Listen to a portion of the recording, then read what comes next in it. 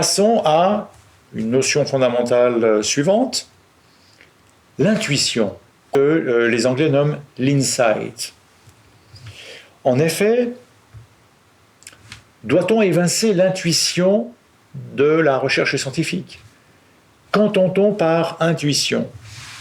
L'intuition, à la différence de la raison, c'est un mode de connaissance qui est immédiat, qui ne fait pas appel donc à la raison, car ça, en tout cas, ça n'est pas le résultat d'un raisonnement conscient.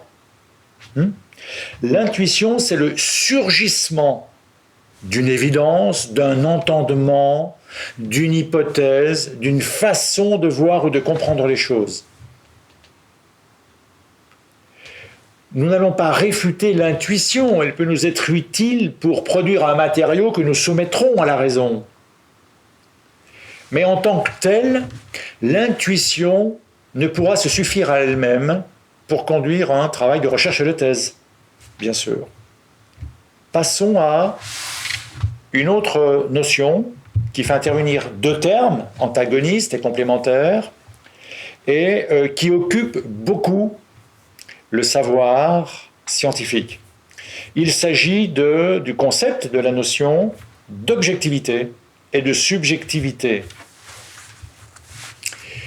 Alors, pour être clair et simple, l'objectivité vise, ou a pour ambition, la neutralité, c'est-à-dire l'approche des faits qui se déroulent devant moi, devant mes sens, au-delà, une approche au-delà de l'opinion ou au-delà de l'appréciation personnelle.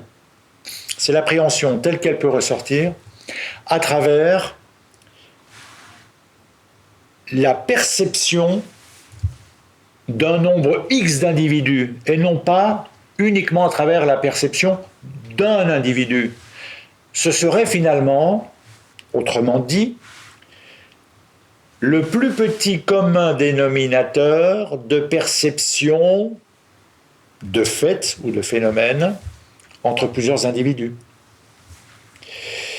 Cette objectivité est importante, primordiale, pour exercer la raison et surtout pour produire un savoir scientifique, dans la mesure où elle va produire un savoir qui pourra être reconnaissable, acceptable, justifiable, explicable, prouvable par tout un chacun et non pas par un seul individu.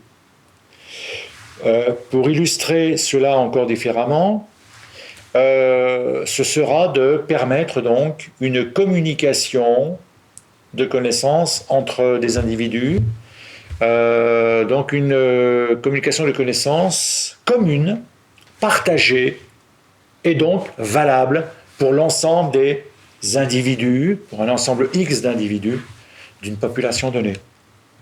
C'est là un des canons de la démarche et de la connaissance scientifique. La subjectivité, quant à elle, eh bien, c'est tout le contraire. C'est la perception individuelle dans son intégralité, dans la totalité de ses dimensions, c'est-à-dire en prenant en compte non seulement le dénominateur commun entre tous les individus, mais en y ajoutant et en prenant en compte l'opinion, le sentiment, le jugement du sujet, c'est-à-dire de l'individu, qui perçoit et qui étudie, qui analyse le fait avec lequel il est en relation de connaissance. La subjectivité est fortement décriée lorsqu'il s'agit de savoir scientifique.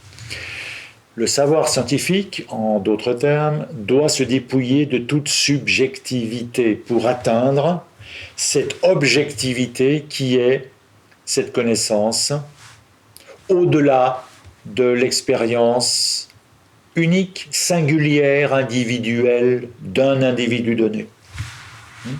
C'est la condition de son universalité, c'est la condition de sa transmissibilité, c'est la condition de son acceptabilité par l'ensemble du corps des chercheurs, d'une part, et plus largement du corps social ensuite. Attention, nous verrons plus tard, cela paraît simple de faire la part des choses entre subjectivité et objectivité. Cela ne signifie pas que la connaissance universelle que nous avons pu trouver à un moment donné soit la même à travers le temps.